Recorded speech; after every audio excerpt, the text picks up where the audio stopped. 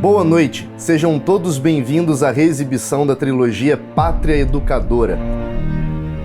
Esta é uma produção que aborda os motivos do Brasil ocupar sempre as últimas posições nos rankings educacionais globais.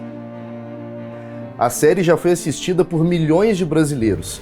Nela, revelamos como grande parte das nossas crianças e jovens passam anos nas escolas e terminam a educação de base sem sequer saber ler e escrever. Eu gostaria de dizer que decidimos disponibilizar este documentário apenas porque ele é uma das nossas maiores produções. Mas, infelizmente, os motivos são outros. Desde seu lançamento em 2019, parece que a situação da educação em nosso país piorou.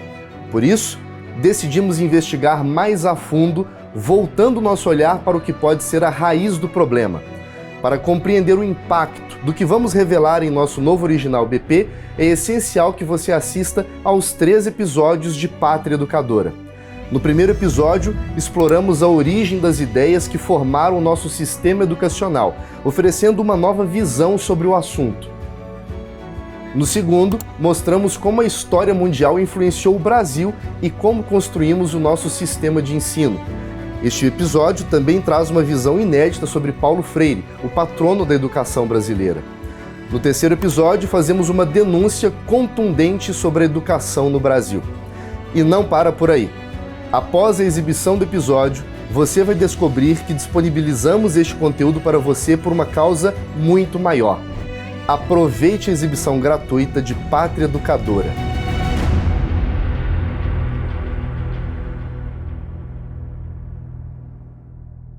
Eu estou absolutamente feliz por estar vivo ainda e ter acompanhado essa marcha da vontade amorosa de mudar o mundo, marcha dos reprovados, marcha dos que se rebelam, marcha dos que querem ser e estão proibidos de ser.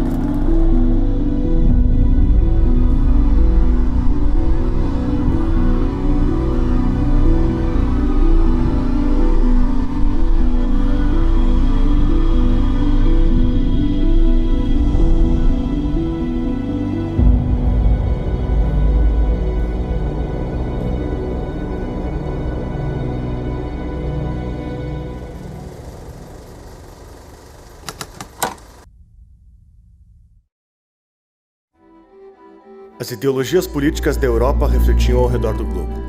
O Brasil não era uma exceção. Um golpe militar derrubou a monarquia e na instauração da República foi tocado o hino da Revolução Francesa. Com dimensões continentais, o Brasil era administrado de forma federativa. Os estados tinham autonomia em relação ao governo central. Uma dessas autonomias era a política educacional. Cada estado decidia como funcionava seu sistema de ensino. Foi só quando Getúlio Vargas fez sua revolução que foram criados os ministérios que permitiriam ao governo central expandir seu controle. Um deles foi o Ministério da Educação. A criação de um órgão centralizador do sistema de ensino nacional traria mudanças profundas na nossa história. Pense quais são as grandes autoridades no Brasil em matéria de educação antes dessa centralização burocrática.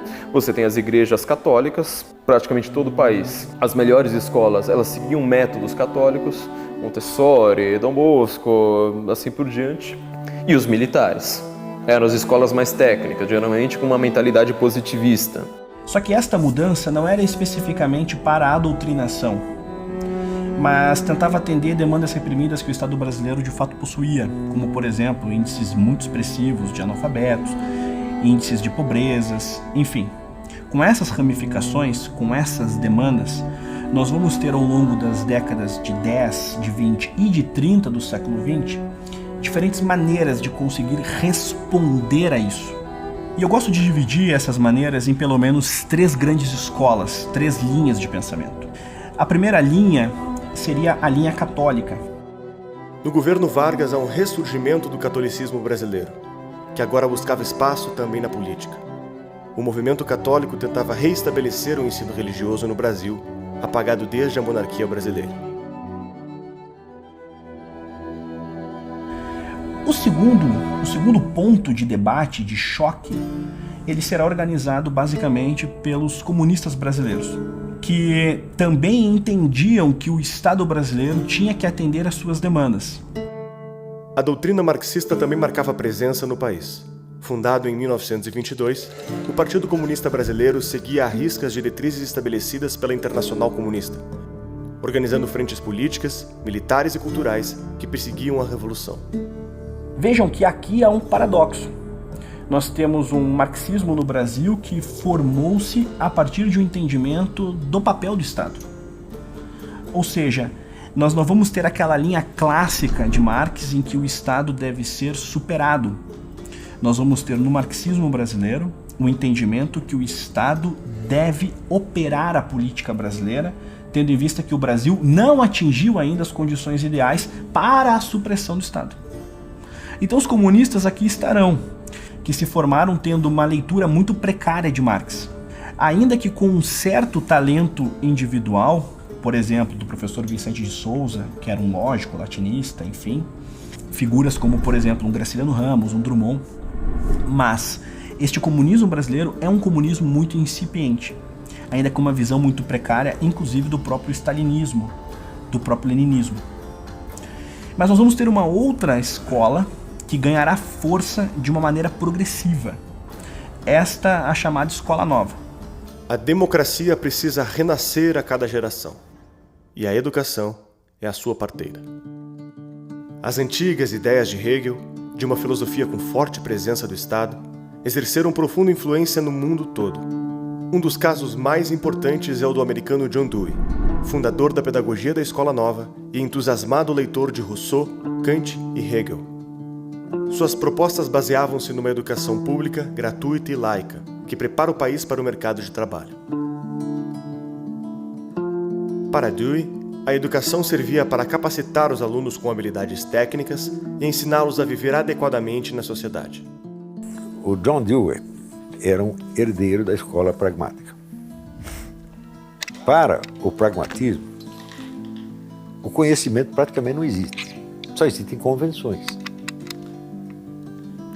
Então, qual é o sentido de um conceito, por exemplo? O sentido de um conceito é o sentido em que você vai usar o conceito. Então, se você define uma bola como isso, assim, assim, assim, não é porque a bola seja isto. É porque você vai usar a bola desta maneira. Tá certo? Então, tudo fica condicionado, vamos dizer, ao uso prático imediato. Então, não há mais, a questão da veracidade não existe mais. Veracidade é apenas prática, praticidade. A pedagogia da Escola Nova foi disseminada no Brasil por um de seus admiradores, Anísio Teixeira. A educação escolar é o processo pelo qual se distribuem adequadamente os homens pelas diferentes ocupações da sociedade. Influenciados pela filosofia de Dewey, um grupo de educadores brasileiros assina um manifesto para introduzir a pedagogia da Escola Nova no Brasil. Aquele documento que é o Manifesto dos Pioneiros da Educação Nova, né, se você ler o texto, ele mostra várias tendências ali. Né? Uma tendência muito forte é do Anísio Teixeira, defendia a ideia de uma educação pragmática, ligada ao trabalho, uma educação prática, etc. Então o Manifesto dos Pioneiros ele junta um pouco essas ideias. Né? Ele é uma expressão da necessidade de uma educação pública, uma educação basicamente laica, é muito diferente da concepção tradicional da igreja, que a igreja tinha uma ideia muito tradicional, você tem que ensinar filosofia, religião, latim. Então, digamos, há um conflito aí muito grande. O Anísio era percebido como uma coisa terrível, porque ele era pragmático. Ele era americano. Isso era muito contra o pensamento católico. Essa escola nova se desviou muito do conhecimento do que é uma criança humana completa. É um movimento meio sentimental de educar. O aprendizado tem que ser lúdico, a criança tem que aprender brincando. Enfim, é uma visão sentimental da educação que gera crianças tão muito fracas e se perde, vamos dizer assim, a busca do conhecimento e do estudo. Então, a escola nova é mais uma forma disfarçada de manipulação popular através dos sentimentos. É isso a educação da escola nova. Então, como é que você pode apoiar um movimento desse em que você percebe que justamente através desses movimentos houve um decréscimo cada vez maior das escolas e do aprendizado e dos resultados que estão aí para nos dizer o resultado dessa escola nova. Então, mas eu perguntei, e aí, a matemática, e aí a história, e aí a geografia, e o português? Isso aí não é tão importante mais, agora o importante é o método, não tanto o conteúdo. E quando o método começa a privilegiar o conteúdo, acaba a escola. Isso foi o que aconteceu com a escola nova. Então, nós vamos ter essas três linhas. A linha católica, a linha comunista e a linha da escola nova. Estas três linhas protagonizarão aí, pouco a pouco, com uma ou outra mudança dentro de suas linhas, digamos, norteadoras, incipientes, as suas premissas intelectuais, todos os debates, as discussões sobre o papel do Estado dentro da educação brasileira. Mas note, todas elas defendiam o papel do Estado. Eu acho que o contexto importante da criação do Ministério da Educação é um acordo que o governo de Vargas faz com a Igreja Católica, no sentido de que a Igreja Católica ia assumir o controle da educação e, em troca, ela ia dar o apoio para o governo. O Getúlio Vargas ele precisava fazer uma concessão aos católicos. Os católicos eram a imensa maioria no Brasil e eles poderiam pôr o governo abaixo e o que ele mais entendia era de se manter no poder, né? Era o forte dele. Então ele convida um católico de um movimento intelectual católico, o Gustavo Capanema, para fazer parte do Ministério da Educação. Capanema é, até hoje, o ministro da Educação mais longevo de nossa história. E não há como falar sobre o Ministério da Educação sem falar de Gustavo Capanema. Capanema, quando ele assume, ele encontrou algumas demandas que eram necessárias. A primeira era de como inserir intelectuais que estavam em oposição ao período Vargas dentro da política. Então, Capanema, que vai ter uma amizade de longa data com Drummond, irá chamar Drummond para trabalhar dentro do então novo Ministério da Educação. Convidará também Graciliano Ramos para trabalhar, convidará Portinari para trabalhar, enfim, comunistas clássicos do Brasil com os seus diferentes trabalhos artísticos. Eles irão conseguir atender essas demandas desses grupos bem heterogêneos. Por exemplo, o ensino religioso de fato irá voltar. Nós vamos ter, por exemplo, uma liberdade de ensino que atendia muitas das demandas dos comunistas. Nós vamos ter uma presença de um ensino técnico, como, por exemplo, atendia uma das demandas de Anísio Teixeira da Escola Nova. Ele conseguia ter esse tipo de desenvolvimento. Ele se mantém no Ministério da Educação até a saída de Getúlio Vargas, nessa primeira transição, até assumir Dutra. Quando o governo JK e mais na sequência o governo Jango se consolidam dentro do aparelho estatal, mudarão apenas os atores, mas o teatro de fato ele estará ali, devidamente armado. Por exemplo, sairá Pedro Calmon e entrará a posteriori Darcy Ribeiro. Entrará a posteriori Paulo de Tarso, mas o aparelho estatal de fato ali está. E é interessante citar, por exemplo, Paulo de Tarso, porque Paulo de Tarso, desfrutando de um aparelho estatal que o antecede, foi o ministro da Educação que deu a Paulo Freire a magnitude da experiência de Angicos.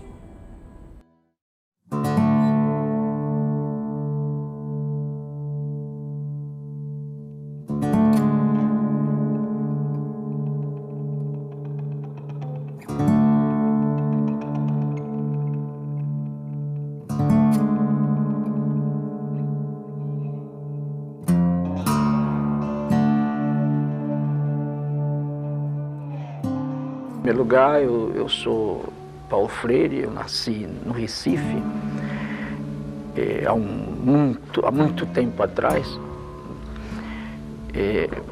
Nasci numa família de classe média, bem comportada, me sentia muito bem, muito feliz dentro da família, na relação com meu pai, na relação com minha mãe, com meus irmãos, com meus parentes, afinal. Nasci numa casa com um quintal longo, largo, cheio de frutas e de fruteiras e de passarinhos cantando. No período no fim dos anos 20, eu nasci exatamente em 21,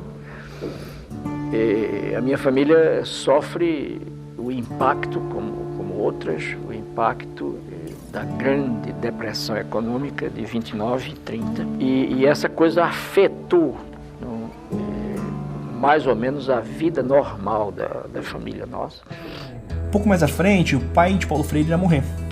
E a alfabetização de Paulo Freire, ela será marcada por esse luto e por essa dificuldade financeira. Paulo Freire tem méritos, por exemplo, a maneira como ele conseguiu alfabetizar-se.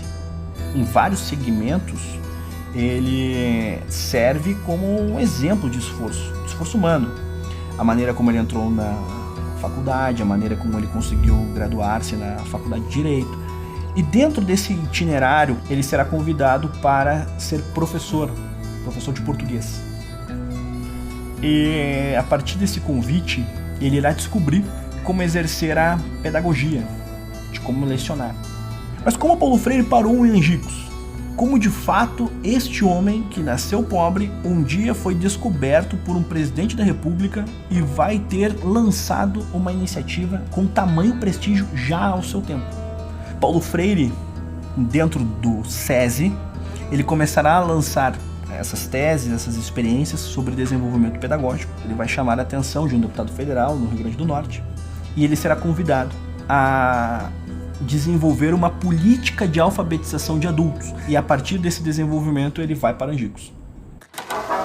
Em Angicos, uma pequena cidade no sertão do Rio Grande do Norte, à beira da antiga estrada de ferro, começaram uma revolução.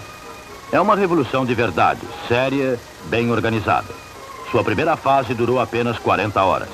O alvorecer de autêntica reforma de base que está repercutindo em todo o Brasil e que possivelmente logo envolverá o país inteiro. Angicos é uma cidade típica do Rio Grande do Norte, onde mais de 75% dos adultos vivem e morrem na pobreza e no analfabetismo. E entre os restantes, grande parte só sabe ferrar o nome na hora de votar, incapaz de ler o que escreveu. A Revolução de Angicos foi iniciada para acabar com o analfabetismo, o problema básico do Estado. Para tirar do escuro aquela gente, voluntários sacrificaram as férias e o conforto de Natal para começar o processo revolucionário da educação. Vieram ao sertão para ajudar a salvar o Brasil com honestidade.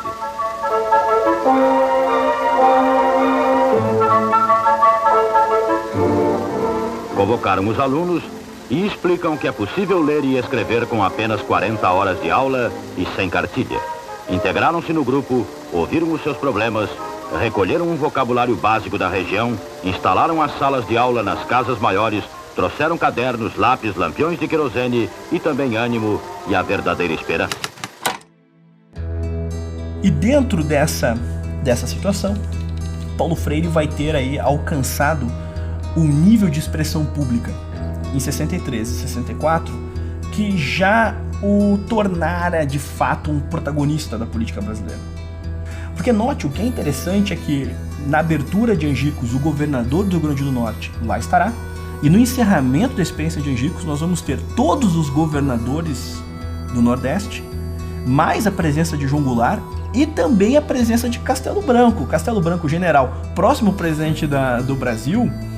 Ele, de fato, estará também na experiência de Angicos. Nós temos ali o aparelho estatal já constituído e início do ano de 64, em janeiro, a consolidação do chamado Plano de Alfabetização embasado nas teses de Paulo Freire. Castelo Branco viu isso e já atento não só à Política Nacional de Educação do governo Jango, desenvolvida em janeiro de 64, mas ele já percebeu, aqui nós temos um problema. E eu sou, então, afastado da minha atividade da universidade, sou preso, afinal de contas me aposentam quando eu não tinha nem tempo de serviço, nem doença, nem queria me aposentar, e eu fui aposentado sem consulta nenhuma. A ditadura considerou, a ditadura militar de 64, considerou, e não só considerou, mas disse por escrito, publicou, que eu era um perigoso subversivo internacional, um inimigo do povo brasileiro e um inimigo de Deus. Quer dizer, ainda arranjaram essa carga para mim de ser inimigo de Deus. Há um Paulo Freire que eu tendo a respeitar, tendo a entender melhor. É o Paulo Freire do começo de sua trajetória. Eu imagino que alguém com o perfil dele, vivendo onde viveu, convivendo com as lideranças políticas, conviveu no ambiente político e social e econômico do Nordeste brasileiro, com a presença de líderes de esquerda que foram significativos no seu tempo. Então eu não me surpreendo que alguém com a formação dele se deixasse seduzir pelo ambiente político da época, não é, para tomar um rumo à esquerda. Durante o exílio de Paulo Freire, acontecimentos do outro lado do globo tiveram forte influência sobre a sua pedagogia. Por milhares de anos, a China viveu um sistema de divisão de castas. Até o ano de 1905, todos que quisessem ingressar na casta superior deveriam ser aprovados na prova imperial que permitia acesso aos cargos públicos. Foi a partir dessa herança que Mao Tse-tung ressignificou a dialética hegeliana, materializada por Marx e reinterpretada à luz de Lenin. Na sua obra A Contradição, Mao afirma que, na sociedade, as mudanças são devidas principalmente ao desenvolvimento das contradições que existem no seu seio, isto é, a contradição entre as forças produtivas e as relações de produção, a contradição entre as classes e a contradição entre o novo e o velho. É o desenvolvimento dessas contradições que faz avançar a sociedade. Mao observou que a natureza da revolução é a aceleração da história, que deveria ser feita através da manipulação dos contrários. Não apenas do conflito entre burgueses e operários, mas entre todas as contradições presentes na sociedade. Em posse dessas ideias, Mao Tse-tung liderou a Revolução Comunista da China, estatizando as fazendas do país e promovendo o trabalho forçado no programa chamado Grande Salto para Frente. A estratégia foi abandonada pelo fracasso que resultou na maior crise já alastrada pelo país, matando milhões de pessoas de fome, expandindo o hábito de comer insetos e cachorros para poder sobreviver e enfraquecendo o apoio ao Partido Comunista. Foi quando Mao deu início à Revolução Cultural Chinesa, alegando precisar limpar os hábitos que perpetuam a velha cultura da China e não permitem que a revolução prospere. A Revolução Cultural Chinesa consistia justamente na troca de todo um sistema educativo por outro, né? E os agentes iniciais de transformação foram os próprios estudantes. Eles foram incentivados a contestar os próprios professores, a ridicularizar os professores, né? E fazer com que houvesse essa pressão, né, interna para a transformação do sistema educativo. A ideia era que, daquele sistema tradicional, o sistema chinês adotasse um sistema moderno, europeu de caráter marxista. A ideia era manter o fervor popular, perseguindo professores, intelectuais e dissidências do partido. As escolas e os professores foram acusados de fazer forte apologia à cultura tradicional e ocidental. Todos os ambientes da sociedade precisavam ser transformados em um campo de reeducação, para que a ideologia pudesse entrar na alma de todos os chineses e ninguém ficasse de fora do programa do Partido Comunista. Mao intensificou o terror da sociedade. Escolheu como seu primeiro instrumento de terror jovens das escolas e universidades. Em 18 de junho de 1969, muitos professores e funcionários da Universidade de Pequim foram arrastados diante da multidão e maltratados. Seus rostos foram pintados de preto e puseram chapéus de burro em suas cabeças. Forçaram-os a ajoelhar, alguns foram espancados e as mulheres sexualmente molestadas. Episódios semelhantes se repetiram em toda a China, provocando uma cascata de suicídios. Esses eventos tiveram uma grande influência mundial. O Partido Comunista Francês chegou a declarar apoio à Revolução Cultural da China. A ideia de uma revolução cultural já vinha sendo gestada no movimento comunista desde o final da década de 20, quando pensadores começaram a observar os rumos da ditadura stalinista na União Soviética e repensar o marxismo.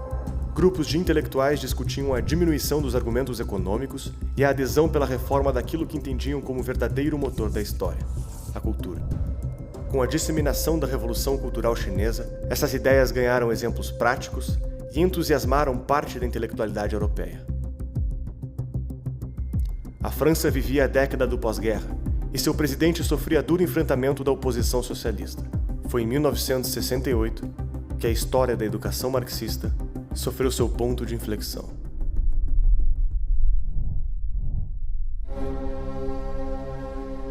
Por volta das 9h30 da noite, mais de 20 mil alunos se reúnem nas ruas de Paris.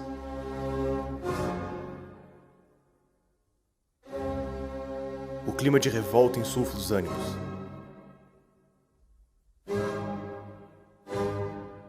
Barricadas estão erguidas. A polícia ronda os estudantes.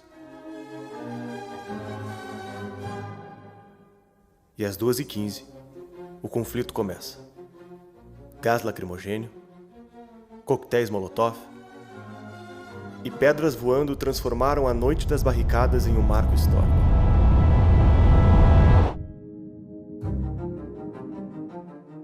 Estudantes denunciavam o capitalismo e reivindicavam reformas nas universidades. Em pouco tempo, as pautas cresciam e motivavam protestos cada vez maiores. Acalorados debates de intelectuais e militantes começavam a dividir ideologicamente os protestos. Estudantes começam a exigir a renúncia do presidente e a convocação de eleições gerais. Em poucos dias, Paris transformou-se em um palco de confronto entre policiais e manifestantes, paralisando milhões de trabalhadores numa greve sem precedentes. Um dos símbolos do protesto foi o Livro Vermelho de Mao Tse-tung. Estudantes inspiravam-se na Revolução Cultural Chinesa, onde o governo usou massas de jovens como tropa de choque contra os adversários do regime. Os acontecimentos tornaram-se um marco histórico, amplificando a ideia de que a verdadeira infraestrutura da sociedade não eram os modos de produção, mas a cultura, que seria a nova linha de frente do movimento socialista. Eu era professor em Nanterre, em 1968. Eu era professor do Combandi, que hoje é deputado pelos Verdes na Alemanha. Ele foi o símbolo daquele negócio, ele e outros lá, daquele negócio. Aquilo me chamou muita atenção, porque de alguma maneira ali você via uma sociedade que queria mudar e não era em função do que nós tínhamos aprendido a vida inteira, só da luta de classe, como motor da história. Ali era uma crise, ao mesmo tempo, havia luta sindical e tal, mas era ao mesmo tempo uma crise cultural, existencial. Eu estava vindo do Chile naquela época, onde era Guevara que predominava, né, guerrilha, o anti-imperialismo, a luta de classe. E na Terra não era nada disso, é proibido proibir. O amor é livre. Eram temas existenciais. E nos desfiles pelas ruas de Paris, andavam com a bandeira negra. A bandeira negra é a bandeira anarquista. Eles nem sabiam o que era. E a Internacional Socialista Comunista diz assim, de pé ou famintos da terra. Eles cantavam isso. Nanterre ficava situada na zona rica da França, perto de 16e, que é um quartier rico de Paris. Então não tinha nada a ver. Mesmo os trabalhadores que fizeram greve também, na França, não eram os trabalhadores esquálidos da América Latina, eram gordinhos. E cantavam de pé ou famintos da terra. Havia uma certa desconexão. Desta época, não restou apenas a história, mas toda uma nova era das ciências sociais. Até hoje, os pensadores envolvidos direto ou indiretamente com Maio de 68 são autores prestigiados na academia, que lideram a produção intelectual das universidades brasileiras e inauguram uma bibliografia absorvida pelas nossas instituições de ensino. The sign of success of 68 is that invisible. We don't even perceive it as 68. It's simply part of our customs. The other thing is that 68 was the last big attempt of questioning the fundamentals of our way of life, like, is capitalist system the ultimate horizon? 68 was the last moment when people, not just 10 surviving Marxist dinosaurs, were asking this question. 68 fue un movimiento anárquico de destrucción de la autoridad, de las jerarquías, en nombre de un ideal que parecía muy generoso, que era la igualdad, ¿no? había que respetarlo todo, había que desaparecer toda forma de jerarquías que estableciera una superación, una discriminación, una calificación de las culturas o de los saberes. Pero ese ideal generoso, ¿en qué se ha traducido? Se ha traducido en una confusión en la que ya es muy difícil hacer ningún tipo de calificación o clasificación de la obra artística, por ejemplo, pero también de los sistemas de pensamiento e incluso de los valores morales, de los valores cívicos. Y eso nos ha llevado a la extrema, digamos, confusión que caracteriza a nuestra época. For a start, the thing that most struck me about those students in the street was the sentimentality of their anger. It was all about themselves. It wasn't about anything objective. Here they were, the spoiled middle-class baby boomers who'd never had any real difficulty to cope with, shouting their heads off in the street, burning the cars belonging to ordinary proletarians whom they pretended to be defending against some imaginary oppressive structures erected by the bourgeoisie. The whole thing was a complete fiction based on the antiquated ideas of Karl Marx, ideas which were already redundant in the mid-19th century. They were enacting out, if you like, a self-scripted drama in which the central character was themselves.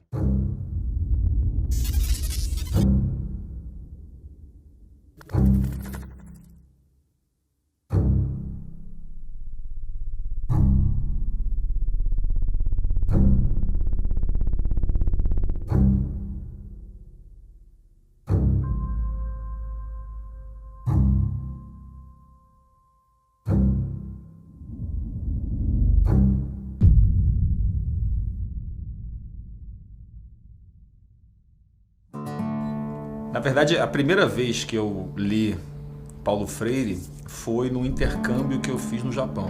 E era uma professora americana que dava uma matéria de educação e ela recomendou que a gente lesse o Pedagogy of the Oppressed. E era o livro principal, né, da matéria dela sobre educação. Mais recentemente, pelo meu interesse em educação, eu voltei um pouco a ler Paulo Freire. E o que me chocou dessa vez é que o Paulo Freire é completamente honesto, aberto e explícito acerca da politização da sala de aula. As pessoas não têm noção do que é verdadeiramente a obra de Paulo Freire. O Paulo Freire ele é um desses símbolos, né, um desses intelectuais que acabou virando uma bandeira e as pessoas olham para o Paulo Freire e imaginam o que elas querem imaginar. Como ele sempre disse, ele nunca teve a pretensão de ser original. Então, ele consolidava experiências pedagógicas de diferentes tempos, de diferentes pedagogos. O método Lauba, que nós vamos ter a presença de Anísio Teixeira dentro de seus ensinamentos, nós vamos ter uma leitura de Sartre, desses movimentos e desses intelectuais que conseguiram alcançar alguma espécie de prestígio em nível mundial.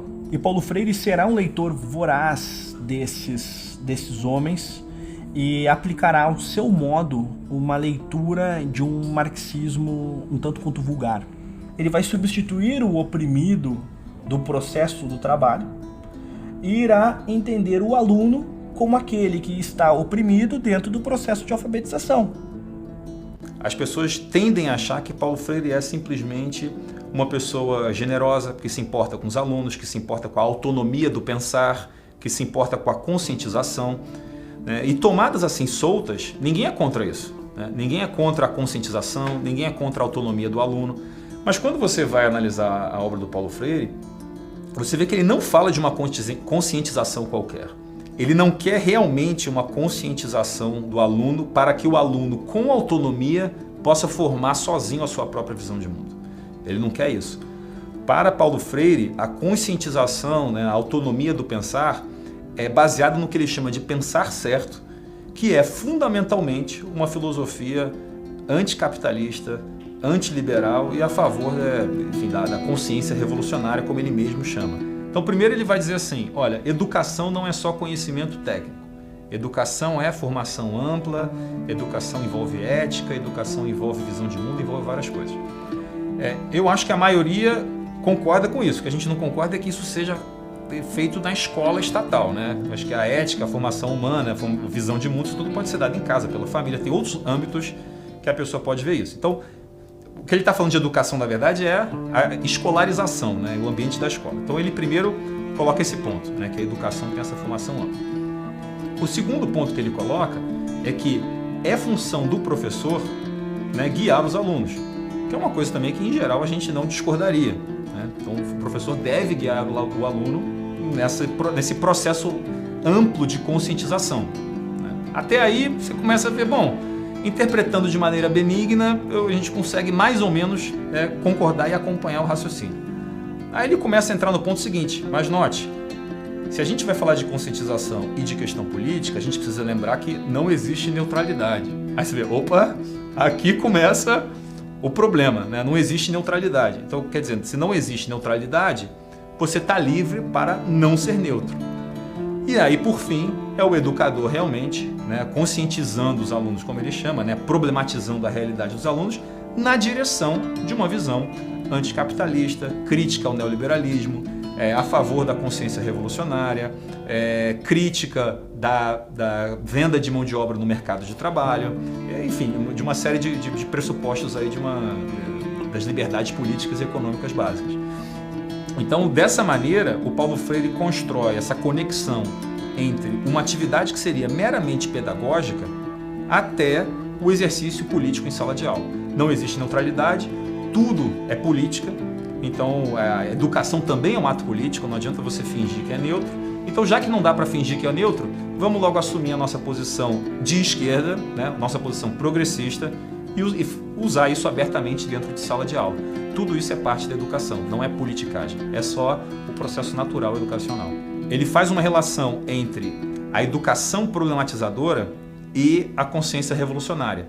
Da mesma forma que tem a educação não problematizadora, educação bancária, né, de transferência de conhecimento, e a sociedade capitalista, que não problematiza, que domina os explorados e assim por diante. Então, ele fala muito sobre o papel da liderança revolucionária, da mesma maneira que ele fala sobre o papel do professor em sala de aula. Ele faz esse paralelo, fica muito claro.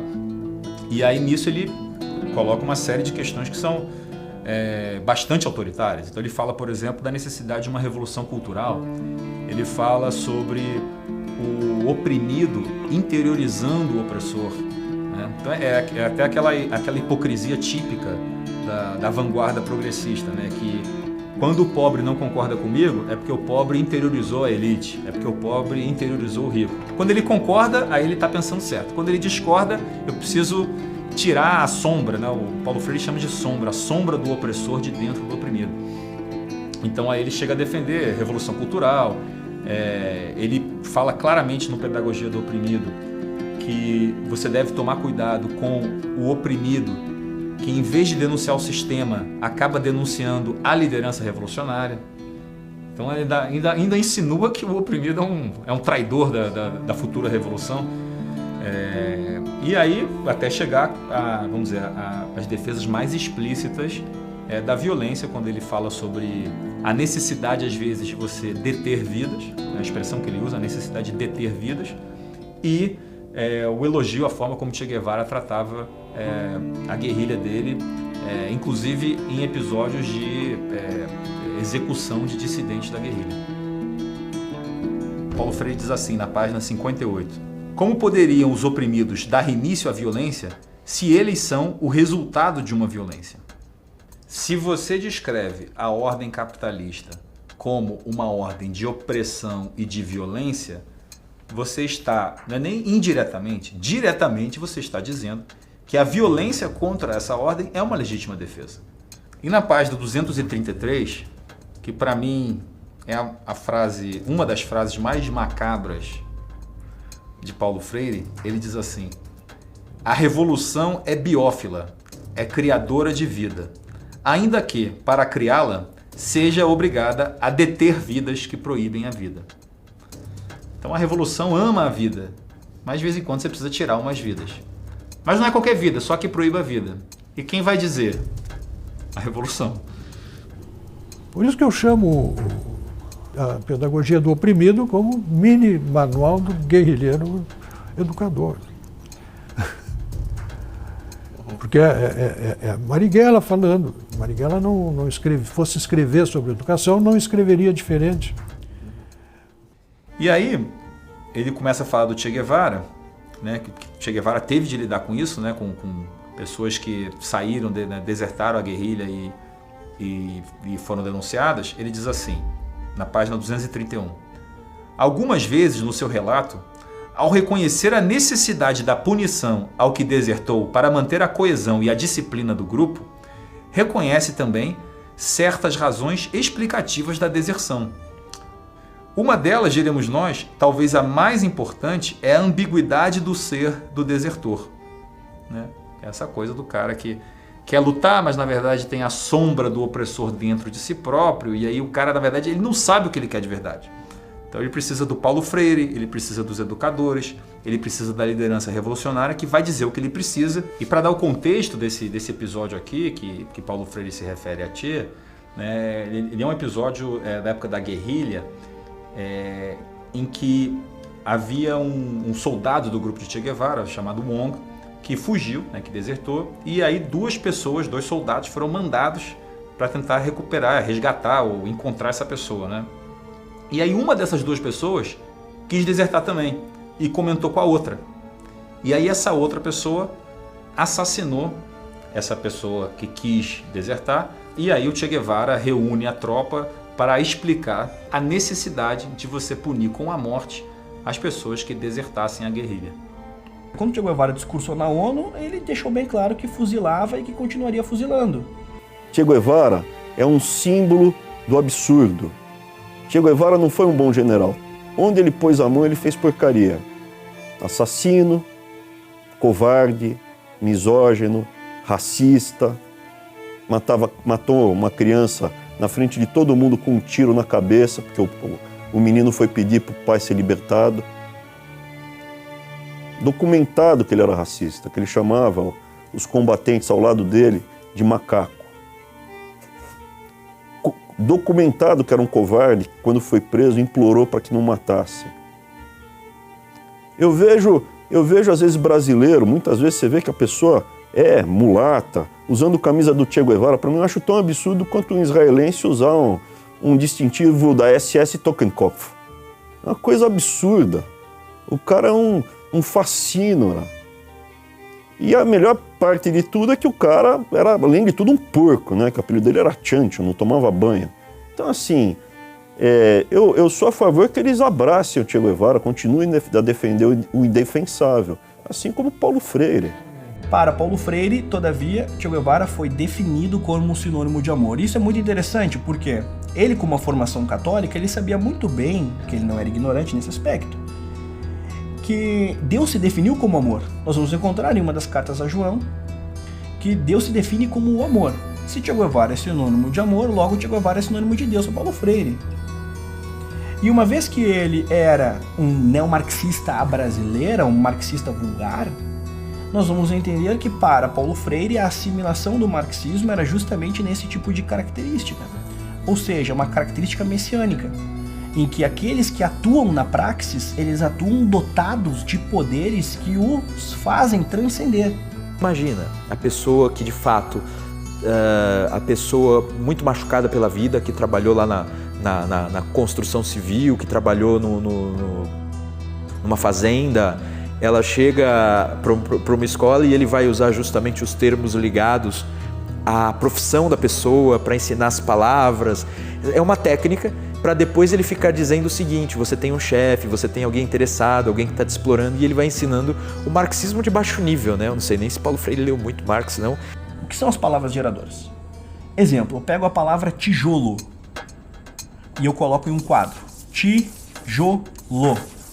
E eu começo um processo de apagar sílabas e letras e vou estimulando que os alunos acessem o que está faltando, acessem os sons, enfim. É uma maneira particular de trabalhar a escrita com a leitura e com a memória fotográfica dessas experiências. Só que o método de Paulo Freire ele não para necessariamente na apresentação da palavra geradora. A palavra geradora ela é essencialmente aquilo que parte da realidade do próprio aluno. Mas o método de Paulo Freire ele deve partir da palavra geradora e acessar a conscientização, ou seja, tijolo. Aí você pergunta enquanto professor, o que você faz com tijolo? Aí o seu aluno, por exemplo, ele é pedreiro. E você começa a conversar. E daqui a pouco você está falando sobre salário, o quanto que ele é explorado. Então as palavras geradoras, elas servem para atingir um nível de consciência social. Toda a sua ideia é uma tomada de consciência do mundo. Por isso que ele fala em pedagogia do oprimido. Quer dizer, você precisa ter aquela Klassenbewusstsein, né? Consciência de classe de que fala o Marx. Quer dizer, se você é um proletário, você não está fazendo a revolução porque você tem a ideologia capitalista. Assim que você conscientizar todo o proletário, vai todo mundo pegar foice e sair degolando o patrão. A revolução será inevitável. Então, dessa maneira, o Paulo Freire constrói essa conexão entre uma atividade que seria meramente pedagógica até o exercício político em sala de aula. E eu acho que, inclusive, daí, é dessa ponte que ele constrói, que vem a grande fama e a grande aceitação do Paulo Freire. O Paulo Freire ele constrói essa estrada para dar legitimidade à politicagem que o educador progressista já queria fazer antes. Ele cria um álibi, ele cria um pretexto para você poder falar de política dentro da sala de aula. Esta dialética partia de um ponto fundamental, a alienação. Este aluno alienado é o aluno que carrega um hospedeiro burguês. E cabe ao professor retirar este hospedeiro, dar consciência para aquele aluno, independentemente da classe social desse aluno. O Paulo Freire introduz o conceito de consciência crítica. E essa palavra crítica vira uma moda. A partir daí você vai vendo as pessoas serem reputadas por inteligentes, gritando, reclamando de problemas políticos. O Adler diz claramente, a crítica é uma terceira etapa. A primeira etapa você tem uma visão panorâmica. Você entende o quadro. A segunda etapa você analisa, você entende partes constituintes, detalhe por detalhe. Só numa terceira etapa você vai criticar. O Paulo Freire, ele vende a ilusão de que basta você entender que alguém te explora e começar a vociferar isso em público que você é inteligente. E aí você vê muita gente ficando crítica, sem ter entendido. O que acontece é que Paulo Freire vai ter uma leitura muito particular de Rousseau, e dentro dessa confusão do Emílio de Rousseau em Paulo Freire, nós teremos, com um pouco mais de Emmanuel Mounier, com este neomarxismo vulgar, uma visão que o professor deve ser um facilitador, não para uma aprendizagem do que há de mais alto, mas para a obtenção de uma consciência social. Se existe alienação e a escola deve exercer um papel sine qua non para transformar este alienado em agente da praxis, logo este aluno deverá agir na sociedade, seja esta sua família ou ambiente civil, o ambiente público, o ambiente comum. A revolução cultural toma a sociedade em reconstrução em sua totalidade, nos múltiplos quefazeres dos homens, como campo de sua ação formadora. Você vê, cara, a revolução cultural para reconstruir a sociedade em sua totalidade. Isso aqui é o típico pensamento totalitário. Paulo Freire vai ter citado Mao Tse Tung na Pedagogia do Oprimido, quando ele vai ter ali manifestado certo entusiasmo com práticas da Revolução Cultural Chinesa. A conhecida frase de Paulo Freire, de que não há saberes que sejam definidos como errados, é uma frase que, dentro do conjunto intelectual de Paulo Freire, ela apresenta uma incoerência. Paulo Freire não respeitava os saberes que ele entendia como burgueses. Comportamentos, envolvimentos com certos tipos de artistas. Para Paulo Freire, e ele cita nominalmente Beethoven, Beethoven representa um comportamento burguês. Então, para Paulo Freire, na verdade, há saberes sim que merecem destaque e outros que merecem correção. Esta é a frase correta. Mas pensemos, como é que um pedagogo apresenta que tudo vale? Se todo saber é válido, qual o sentido de um professor? Qual o sentido de você exercer uma pedagogia? A educação paulo-freiriana não aceita que você diga, por exemplo, que o rapaz que fala Flamengo está errado. Né? Você não pode, porque você está impondo a sua cultura classista. Isso é a pedagogia do oprimido. Né? O oprimido é o aluno. Ora, se há um oprimido, tem um opressor. Quem é o opressor? O professor. Então você não tem meios de você se desaculturar. Você fica preso. Apareceu aquele cretino do Marcos Banhos dizendo, não, você tira uma gramática igual para todos é antidemocrático. Bom, é uma gramática para cada classe social. Você aprende aquela gramática, sua classe social fica preso ali o resto da sua vida. Você não consegue falar com o cara da outra classe social. E você cria uma estratificação social hierárquica, invencível. E você acha que isso é democrático? Para mim, isso é o contrário da democracia. O Paulo Freire criou uma estratificação social invencível. Se você nasceu filho de pedreiro, é para você ficar pedreiro o resto da sua vida. Você se inscreve no Partido Comunista e continua pedreiro.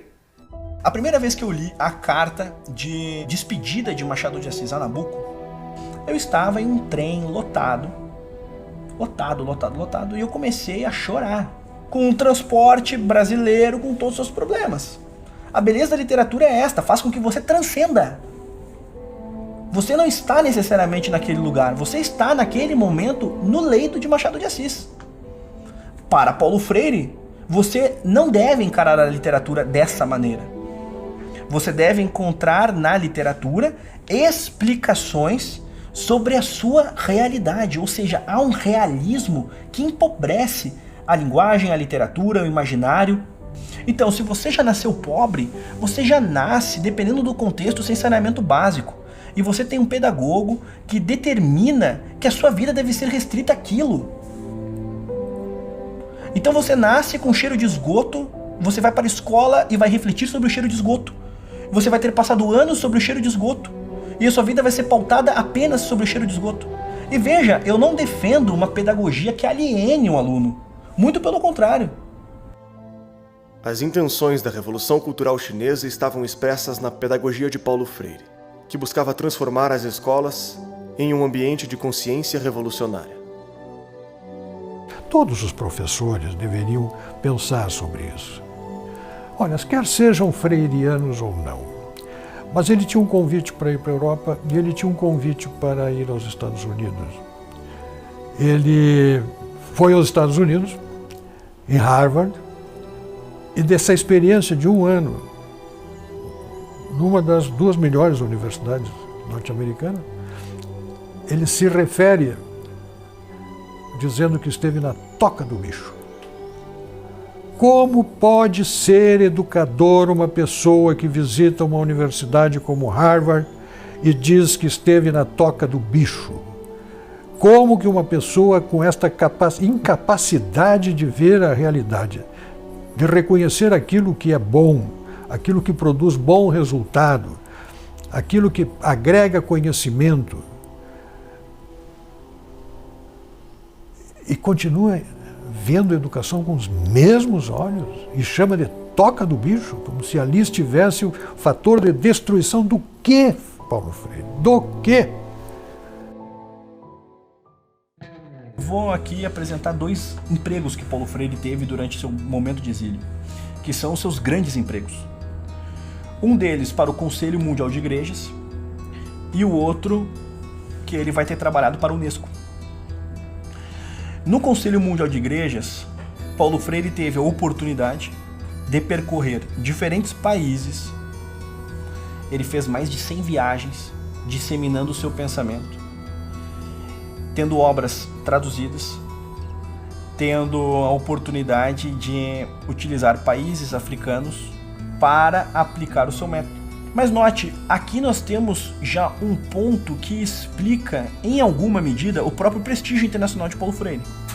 Porque note, Paulo Freire não foi um intelectual que foi conhecido por alguém da academia norte-americana, por exemplo, e a partir dessa experiência literária, textual, intelectual, este começou a propagá-lo.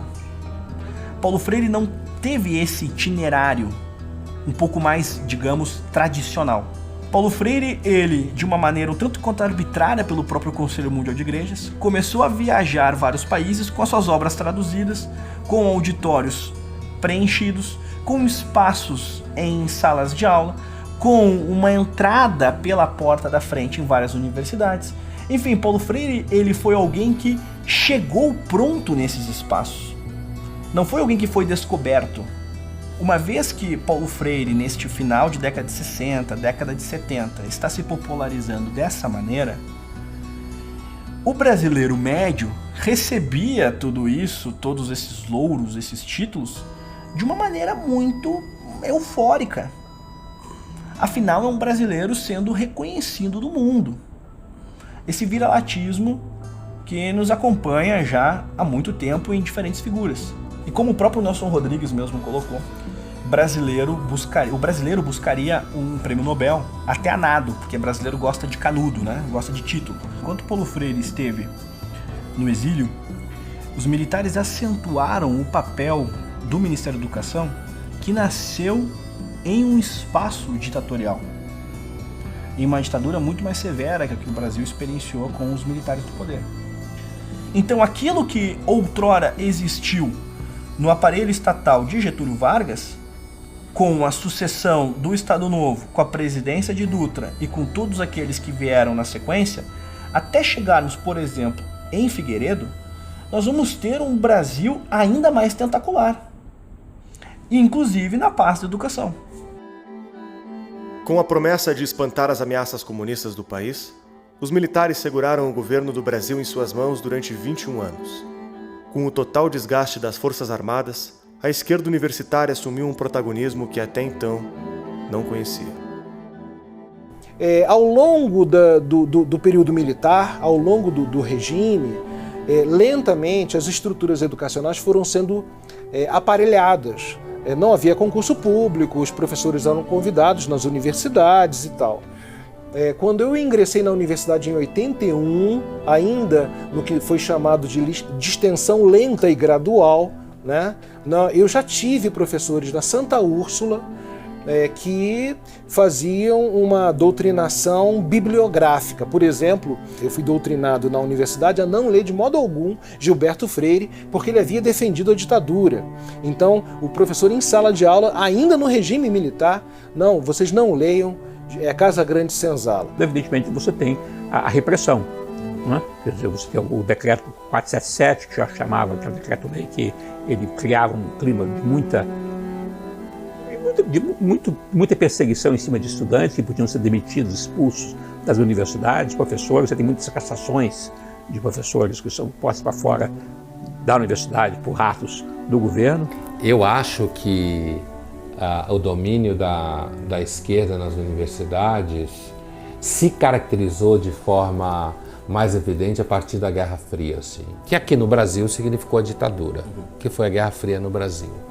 Agora, se você for para trás, se você for para a Europa, por exemplo, e você pensar antes da Segunda Guerra Mundial, por exemplo, no período entre as duas guerras, e que você já tem, grosso modo, as ciências humanas já era parceira do projeto soviético, inclusive teve gente como Sartre, Simone de Beauvoir, ficou defendendo a violência soviética anos e anos, porque quando veio a Guerra Fria, na Europa, a maior parte dos intelectuais estava do lado da União Soviética.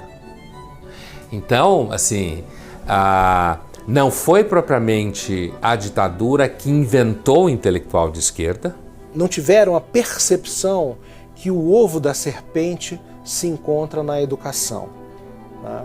O Brasil tem uma longa tradição de esquerda, desde o início do século com os anarquistas, desde a década de 30 com a expansão do comunismo, da União Soviética, né? A história registra espiões enviados ao Brasil para participar da Revolução, houve a intentona comunista e tal. Mas a coisa se intensificou, de fato, no início da década de 60. A grande revolução cultural, né? É proibido proibir, de Paris e tal. E aqui no Brasil foi decidido pelas esquerdas esse ataque à educação, à cultura. Enquanto Paulo Freire esteve fora do Brasil, seus textos aqui circularam. Ele foi alçado a um protagonismo ainda maior pelo Conselho Mundial de Igrejas no exterior. Então, censurado no papel, sim. Todavia, na prática, na realidade, não era o que acontecia. E ficaram tanto tempo no poder com a justificativa de limpar o Brasil, em aspas, do comunismo, e deixaram tudo preparado para os comunistas, né? É absolutamente falso dizer que as nossas Forças Armadas libertaram o Brasil do comunismo. Absolutamente falso. E foi exatamente um período de infiltração, onde efetivamente começou a tomada do espaço acadêmico brasileiro, especialmente nas universidades federais, por intelectuais de esquerda. Muitos que saíram daqui, por motivos políticos, foram fazer seus cursos na Europa, se especializaram, voltaram e passaram a ocupar cátedras aqui. Ele vai ter se popularizado de uma maneira bastante expressiva, como raríssimos intelectuais no Brasil conseguiram de fato ser assim. Ele era um intelectual público de muito prestígio, com uma comunicação com jovens muito acentuada. Ele tinha uma relação direta e indireta com muitos constitucionalistas da Constituição de 88. Enfim, Paulo Freire tinha uma leitura política muito bem acabada, que ele desenvolveu em parceria com homens como José Dirceu, Lula, Frei Beto, Dom Paulo Evaristo Soares. Quando Paulo Freire volta ao Brasil, Fernando Henrique Cardoso disse: alguém precisa contratá-lo, alguém precisa. Paulo Freire foi contratado pela Unicamp, foi contratado pela PUC. A PUC, quem o contratou? Dom Paulo Evaristo Soares, que é um dos maiores disseminadores da teologia da libertação no Brasil. E Paulo Freire, ele não vai mais interpretar a pedagogia brasileira, ele vai envolver-se. E esse envolvimento se acentua com a fundação do próprio Partido dos Trabalhadores. Pela primeira vez eu me senti à vontade dentro de um partido cujo sonho coincide com os sonhos antigos meus. E eu costumo sempre dizer que eu esperei um largo tempo de minha vida pelo PT. Narra a viúva de Paulo Freire que o Lula sempre reconheceu que Paulo Freire é um dos fundadores mais importantes da história do PT. O que nós vamos ter? 85, o processo de redemocratização, o PT já é um partido de fato consolidado. E com as eleições de 88, nesse limiar 89, Erundina vence em São Paulo. Ela convida Paulo Freire para ser o secretário de Educação. Foi secretário de Educação da Luísa Erundina. Seu grande e maior legado é a coisa de que a esquerda mais tem vergonha em todo o Brasil: a aprovação automática. Quer dizer, mesmo que você não tenha aprendido nada, você sai da primeira série e vai para a segunda. Você sai da segunda e vai para a terceira. Assim você chega na oitava com conhecimento de primeira série e está sendo aprovado e sendo aprovado assim por diante.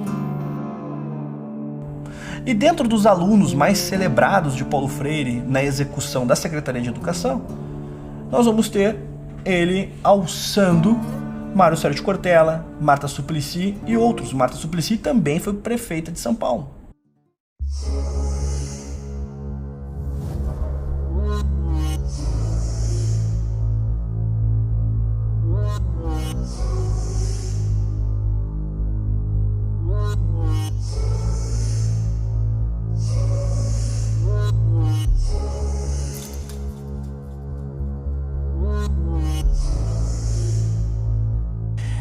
Bem, Paulo Freire morre em 1997 e muito importante que se diga que, diferentemente de outros intelectuais brasileiros, Paulo Freire não se retratou. As posições que ele tinha politicamente, ele basicamente as manteve por inteiro. Nós vamos encontrar em ecos laterais algumas críticas ao stalinismo. Todavia, Paulo Freire morreu entendendo Che Guevara, por exemplo, como sinônimo de amor. Ele morreu entendendo que a Revolução Cultural Chinesa foi uma boa tentativa de aplicação pedagógica.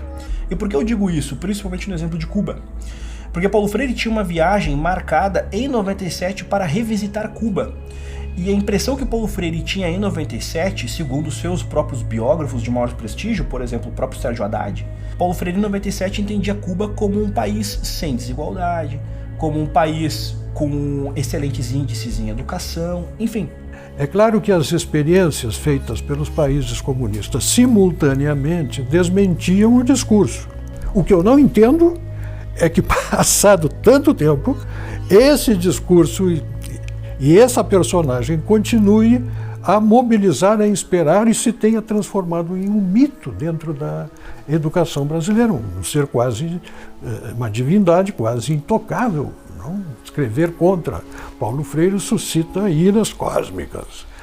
A última obra escrita por Paulo Freire, ainda em vida, foi Pedagogia da Autonomia, que em um intervalo de menos de 10 anos já ultrapassava quase 700 mil cópias vendidas. Ele diz assim: não posso proibir que os oprimidos com quem trabalho numa favela votem em candidatos reacionários, mas tenho o dever de adverti-los do erro que cometem, da contradição em que se emaranham. Votar no político reacionário é ajudar a preservação do status quo. Sou professor a favor da luta constante contra qualquer forma de discriminação, contra a dominação econômica dos indivíduos ou das classes sociais. Sou professor contra a ordem capitalista vigente, que inventou esta aberração, a miséria na fartura. Ainda nesse tema de que o professor deve trabalhar a conscientização e deve ser o exemplo também dessa conscientização, Paulo Freire diz o seguinte: que podem pensar alunos sérios de um professor que, há 2 semestres, falava com quase ardor sobre a necessidade da luta pela autonomia das classes populares e hoje, dizendo que não mudou, faz o discurso pragmático contra os sonhos e pratica a transferência de saber do professor para o aluno? Vamos analisar. Primeiro ele fala assim: o que os alunos podem pensar de um professor que falava com ardor sobre a necessidade da luta pela autonomia das classes populares? Aí vamos parar aqui. O que o professor está fazendo em sala de aula falando sobre a necessidade de luta das classes populares? Esse é o primeiro ponto, né? E o segundo ponto é o seguinte: é esse professor dizendo que nada mudou, agora faz o discurso pragmático contra os sonhos e pratica a transferência de saber. Quer dizer, e agora está ensinando. olha assim, a inversão completa. Quer dizer, ele está criticando o professor que resolveu parar de falar de política e ensinar. Ainda nesse mesmo tema do professor, né, do papel do professor, você vê, eu pulei 30 páginas. Continua, é quase igual. Como posso continuar falando em meu respeito ao educando se o testemunho que a ele dou é o da irresponsabilidade, o de quem não cumpre o seu dever, o de quem não se prepara ou se organiza para a sua prática, o de quem não luta por seus direitos e não protesta contra as injustiças? Então, assim, o papel do professor de protestar contra a injustiça não é um papel só que ele pode fazer como cidadão fora do horário de trabalho dele. Ele vai à noite na passeata e faz. Não é isso que ele está falando. Está falando que isso é um mau... Não lutar contra a injustiça é um mau exemplo para o aluno também, como parte da prática pedagógica e de educação do professor. Página 68. Creio poder afirmar, na altura destas considerações, que toda prática educativa demanda a existência de sujeitos, um que, ensinando, aprende, outro que, aprendendo, ensina, daí o seu cunho gnoseológico. Demanda também, né, voltando aí ao sujeito da frase, a existência de objetos, conteúdos a serem ensinados e aprendidos. Envolve o uso de métodos, de técnicas, de materiais. Toda prática educativa, eu estou repetindo o sujeito, toda prática educativa implica, em função de seu caráter diretivo, objetivo, sonhos, utopias, ideais. Daí a sua politicidade, qualidade que tem a prática educativa de ser política, de não poder ser neutra. Então, está dizendo claramente aqui, a politicidade, educação é política, educação não é neutra, implica sonhos, utopias. O professor tem que falar de utopia em sala de aula, né? Acho que as pessoas podem sonhar como indivíduos por si próprios. Em nome do respeito que devo aos alunos, não tenho por que me omitir, por que ocultar a minha opção política, assumindo uma neutralidade que não existe. Esta, a omissão do professor em nome do respeito ao aluno, talvez seja a melhor maneira de desrespeitá-lo. Então, quer dizer, você não dizer a sua opção política é até um desrespeito, né? O aluno precisa conhecer a opção política que você tem.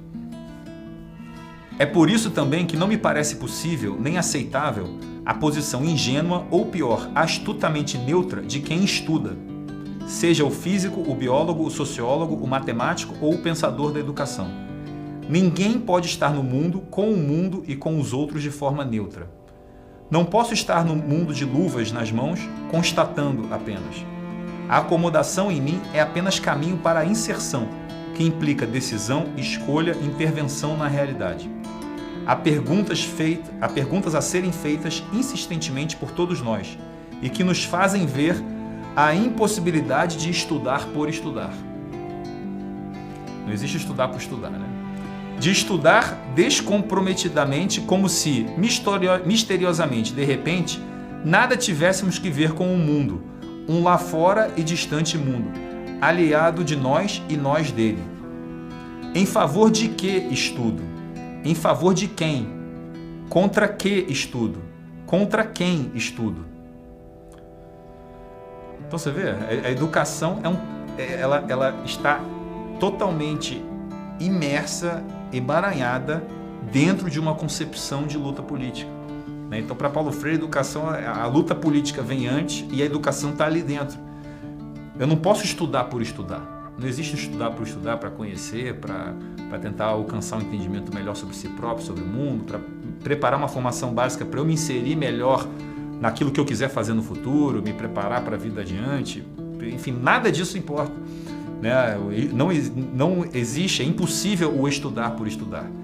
Né? E o estudo tem que ser contra quê, a favor de quê, contra quem, a favor de quem. Já entrando aí na parte da conscientização revolucionária, do papel em sala de aula e tal, ele diz assim: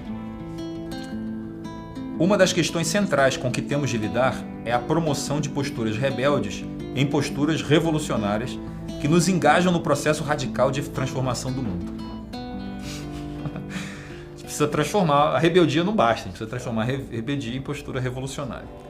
A rebeldia é ponto de partida indispensável, é deflagração da justa ira, mas não é suficiente.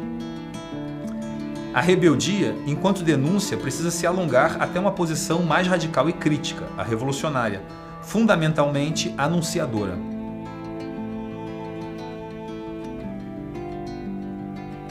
É a partir deste saber fundamental, que mudar é difícil, mas é possível, que vamos programar nossa ação político-pedagógica. Não importa se o projeto com o qual nos comprometemos é de alfabetização de adultos ou de crianças, se de ação sanitária, se de evangelização, se de formação de mão de obra técnica. Então, quer dizer, mesmo um processo de alfabetização de criança, você precisa tratar da questão de da transformação da postura rebelde em postura revolucionária. Né? Você precisa tratar que mudar o mundo é difícil, mas é possível. Isso numa aula de alfabetização de criança. É assim, cara, é um negócio que... às vezes me constrange criticar até, porque você pensa assim, pô, é golpe baixo, é muito ruim para você.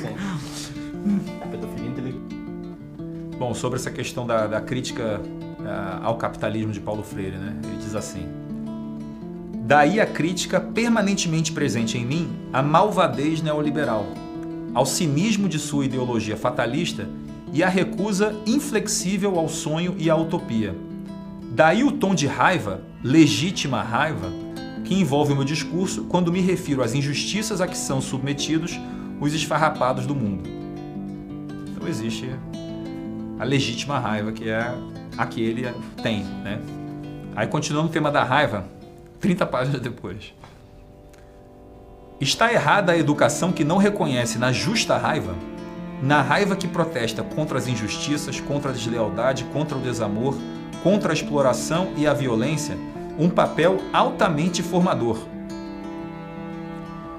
E aí ele coloca uma nota de rodapé e dá vários exemplos sobre o que seria a justa raiva. Então vou ler essa nota de rodapé aqui, que é assim: a de Cristo contra os vendilhões do templo, a dos progressistas contra os inimigos da reforma agrária, a dos ofendidos contra a violência de toda discriminação de classe, de raça, de gênero, a dos injustiçados contra a impunidade, a de quem tem fome contra a forma luxuriosa com que alguns, mais do que comem, esbanjam e transformam a vida num desfrute. Então existe essa legítima raiva de quem, vamos dizer, é pobre, está na miséria, e contra as pessoas que querem desfrutar, como se aquelas pessoas que são pobres e estão na miséria também não quisessem desfrutar e também não quisessem um sistema institucional, democrático, baseado em liberdades, que possa permitir a geração de riqueza, né? Então, assim, enfim, é a inversão completa, né, vamos dizer, do que causa a miséria versus o que, na verdade, pode resolver o problema da miséria. Se você for ler o Paulo Freire com atenção, né, esses pontos dele, né, de conscientização contra a ordem capitalista, de promoção de consciência revolucionária e tal, esses pontos são tão explícitos, são tão abertos, que você fica pensando assim, por que isso foi dito dessa maneira tão aberta? Né? E eu não tenho certeza sobre isso, mas tem algumas hipóteses. E uma delas é que, até recentemente no Brasil, você praticamente só tinha um consenso de esquerda, né, no meio político e cultural. Então, com isso, muito do que o Paulo Freire fala, eu tenho a impressão de que ele não se via como um ideólogo fanático, como ele realmente é. Ele não se via assim, ele se via simplesmente como o bom senso. Existe a esquerda, que é o bom senso, e existe o resto, que é a malvadez neoliberal, como ele chama, né? Que são os capitalistas, que são os exploradores. O capitalismo mata as pessoas, o capitalismo é a exploração, o capitalismo, né, provoca, vamos dizer, a miséria na fartura, como ele diz. Então, acho que essa é uma hipótese para explicar por que vamos dizer, essa ideologia tão explícita, misturada com o que deveria ser uma proposta pedagógica. Ele em nenhum momento escondeu o que ele pensava. Ele não foi alguém subjetivo em que você tinha que acessar camadas de sua personalidade para entender o que ele de fato pensa sobre as coisas. Não, ele foi explícito. E note, Fernando Gabeira, Ferreira Goulart e outros arrependeram-se daquilo que defenderam nas décadas, por exemplo, do período militar, em vários aspectos. E afirmavam que o período militar, vários revolucionários de esquerda queriam o quê? A ditadura do proletariado. Paulo Freire, diferentemente destes homens e de outros, ele em nenhum momento se retratou. Cabe a pergunta: como a pedagogia do oprimido é lida com tamanha apologia a criminosos e as pessoas passam por estes textos de uma maneira tão indiferente? Tão indiferente. Note, você pode até ter uma visão de que o Estado deve participar da educação, que o MEC é fundamental. Você pode ter uma visão à esquerda, você pode ter uma visão seja o que for. Agora, você passa impune a um homem que justificava a revolução, que chamava Che Guevara de sinônimo de amor, que justificou a revolução cultural chinesa. Você passa impune por isso? Impune? Coloque-se no lugar de um desses homens que de fato, ao longo das décadas, sofreram com esse tipo de tirania, com essas tiranias. A própria ideia de discutirmos Paulo Freire, ela já é em si um problema. Porque note, ele defendeu genocidas e morreu defendendo genocidas. Ele tem uma escultura ao lado da escultura de Mao Tse Tung. Qual o mérito nisso? Você tem uma escultura ao lado de Mao Tse Tung, e esta escultura é celebrada por muitos freirianos. Eu teria vergonha do meu maior intelectual, do meu símbolo pedagógico, ter uma escultura ao lado de Mao Tse Tung, o maior genocida da história da humanidade. O maior genocida da história da humanidade. Isso é bom de ser dito sempre. E é celebrado como se fosse o maior gênio da pedagogia que o Brasil foi capaz de produzir e ainda é capaz de produzir. Porque ele é tratado de modo quase insuperável. Ouse questioná-lo. Que intelectual é este que você não pode questionar? Que trabalho intelectual é este que você não pode questionar? Paulo Freire questionava Beethoven, questionava Platão, mas o seu pensamento não pode ser questionado. Se fôssemos um país saudável, reitero isso, Paulo Freire não seria debatido. Debateríamos o quê? Entendimentos sobre sistemas pedagógicos, sobre o papel do Estado na educação, enfim, debates elevados sobre temas elevados. Ele é debatido porque somos um país socialmente doente.